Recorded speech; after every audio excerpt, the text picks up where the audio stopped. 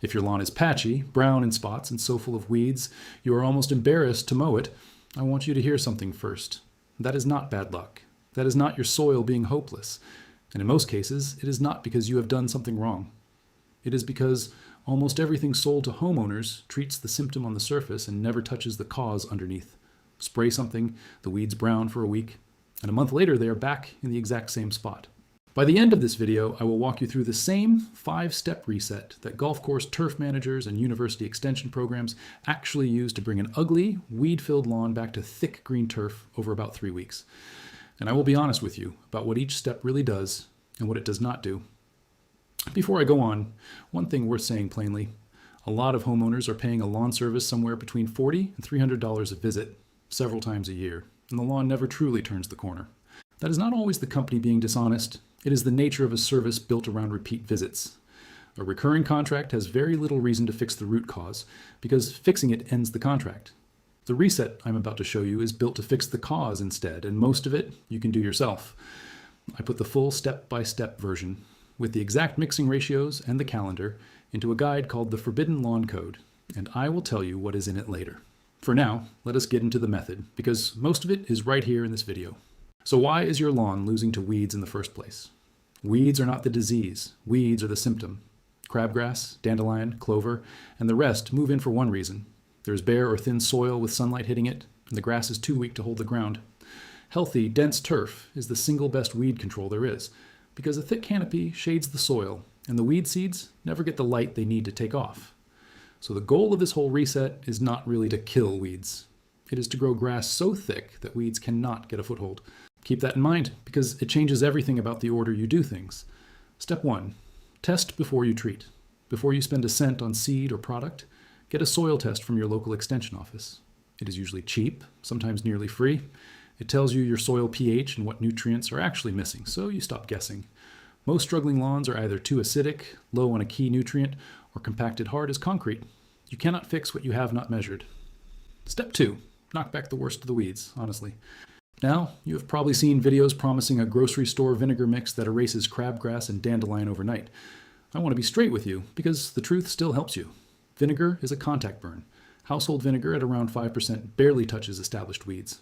Even strong horticultural vinegar at 10 to 20% only reliably kills very young weed seedlings. On mature crabgrass, even 20% vinegar gives you something like 30 to 45% control, and the roots usually survive and regrow. So here is the honest, useful version. A horticultural vinegar mix is a genuinely good spot treatment for young broadleaf weeds in cracks, edges, and small patches, with no synthetic residue. But it is foliar only. It burns the top, not the root. For a lawn this far gone, your real weapon is not a spray at all. It is the grass itself, which is step 4. One safety note. Horticultural vinegar above about 10% is corrosive. It can burn skin and eyes. Wear eye protection and gloves, and never assume natural means harmless. And please skip the salt that so many recipes add.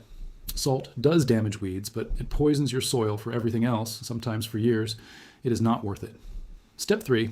Open up the soil. If your lawn feels like a parking lot when you push a screwdriver into it, your soil is compacted, and seed will not establish no matter what you do.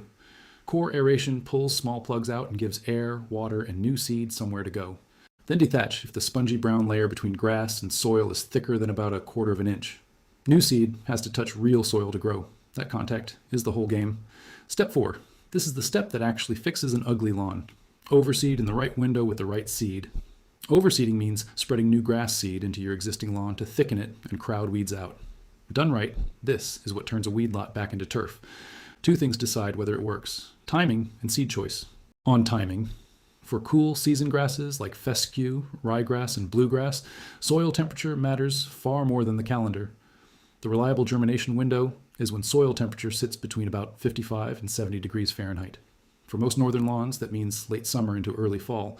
Fall beats spring almost every time because the soil is still warm, summer weeds are fading, and the new grass gets a full, cool season to root before heat returns.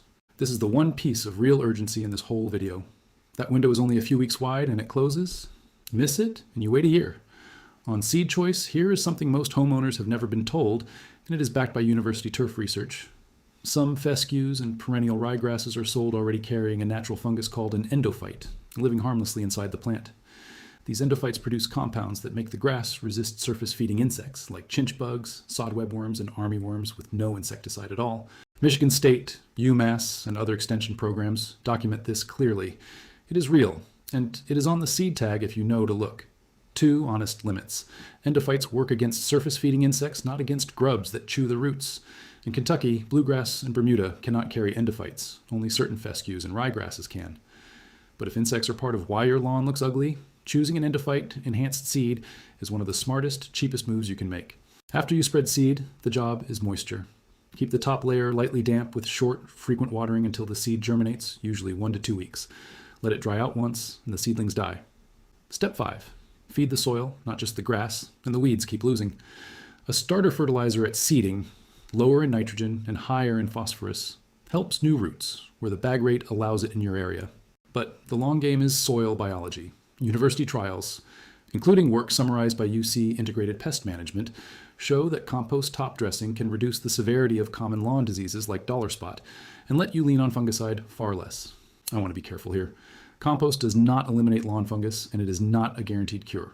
What the research supports is that healthier soil and a thin compost top dressing lower disease pressure over time. That is real, and it is worth doing.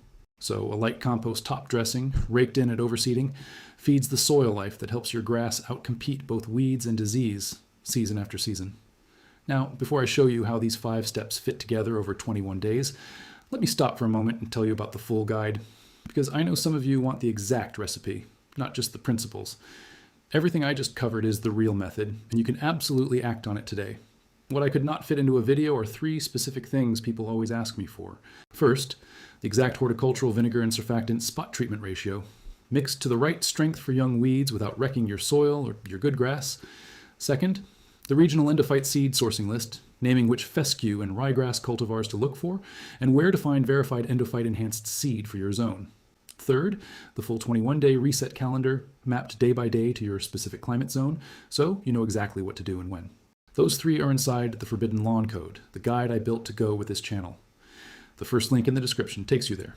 To put it in perspective, a single professional lawn visit in the United States averages around $58, and a yearly contract often runs $400 to over $1,000. The guide is a one-time cost, less than one of those visits, and it is yours to keep. There is a 90-day money-back guarantee, no questions, so the risk is on me, not on you. Many homeowners using this method report spending far less on lawn care afterward, though of course results vary with your soil, climate, and how consistent you are. The reason I gave away the whole framework in this video is simple. I would rather you fix your lawn with the free method than buy nothing and stay stuck. Okay, back to the lawn. Here is how the 5 steps land over about 3 weeks. Day 1, soil test and your first spot treatment on the young weeds you can reach. Within the first few days, those sprayed young weeds visibly brown. Remember, that is foliar burn, so stay patient with the bigger ones. Around day 7, when your soil temperature is in that 55 to 70 degree window, you aerate, dethatch where needed, and overseed with your chosen endophyte-enhanced seed.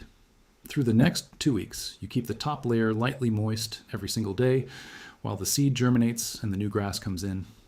Around day 14, you apply your compost top dressing and let the soil biology get to work.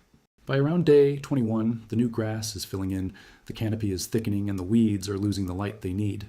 This is not magic, and it is not overnight.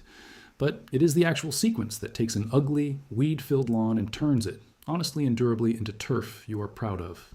And every season after, a dense lawn does most of the weed control for you, for free. One last thought before you go. A lawn full of weeds is almost never a lawn that is broken. It is a lawn that has been treated on the surface for years and never fixed underneath.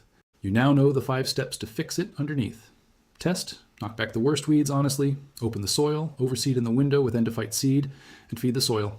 That knowledge does not belong to the lawn care industry. It belongs to the homeowner who decided to take the yard back. If this helped, subscribe to this channel so the next homeowner who needs it can find it too. I will see you in the next one.